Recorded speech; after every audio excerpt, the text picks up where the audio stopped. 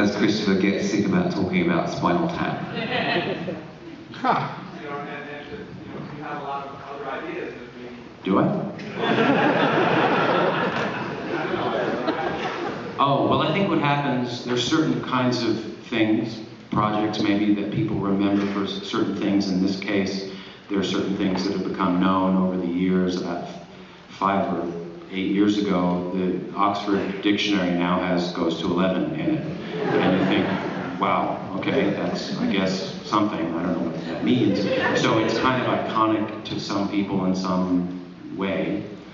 And that just that happens to people. You know, it happens like Chitty Chitty Bang Bang, bad example. Wait, it happens to people that you're in a movie and that people then think you're that person, and it doesn't. Sorry to laugh at you. No, it doesn't hinder my creative life. Thank you. Yes. Yeah. Bit louder. Real voices, please.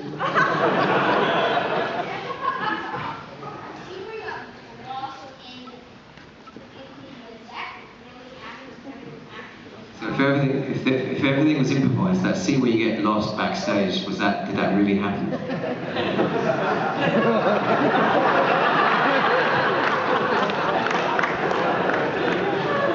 Checking a couple of scores. Oh, come on.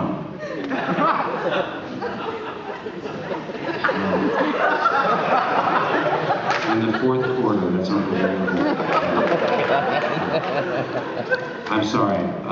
Something about getting lost, did that really happen?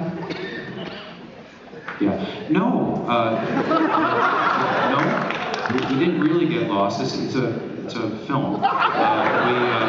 We knew we were going to get lost. We didn't actually know in this basement, where I don't remember where we shot that. We just kept kind of wandering around in this labyrinth. But we kind of knew that was, you know.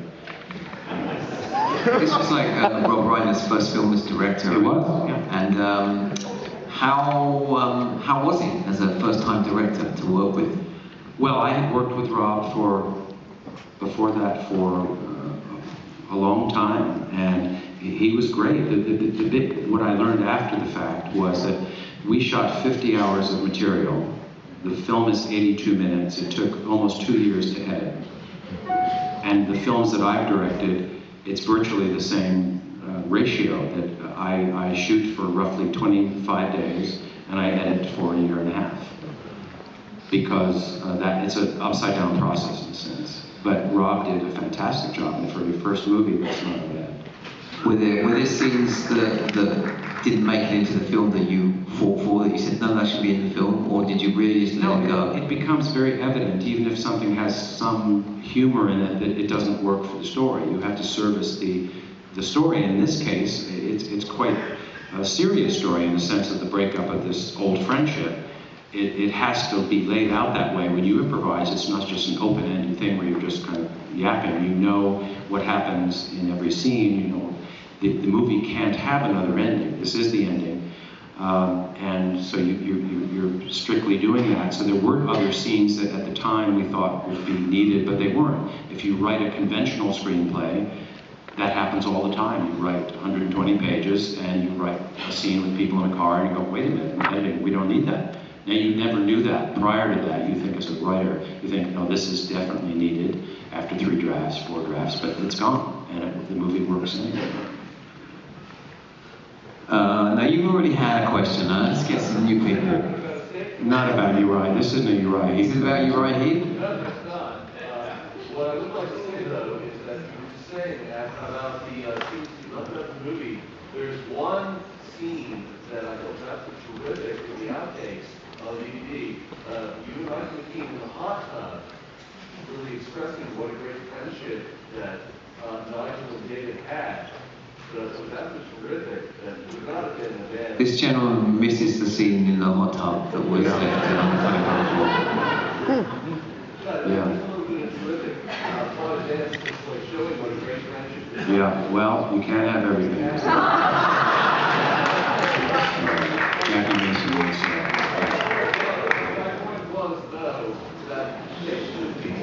I think you're losing your audience. Yeah. We've got to move on. We've got to move on. There's No, a it's question 50 here. people. A couple more questions, and then Curtains. we'll do a couple more after that.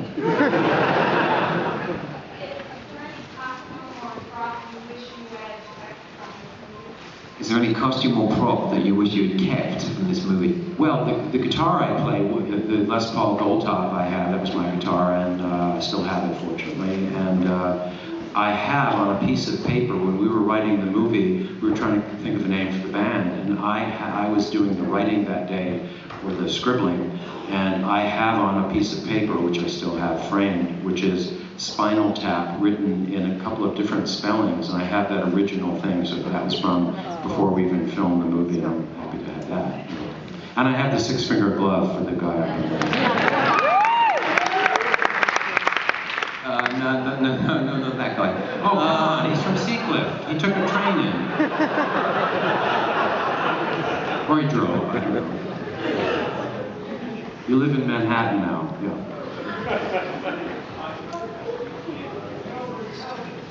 Is there a question in this?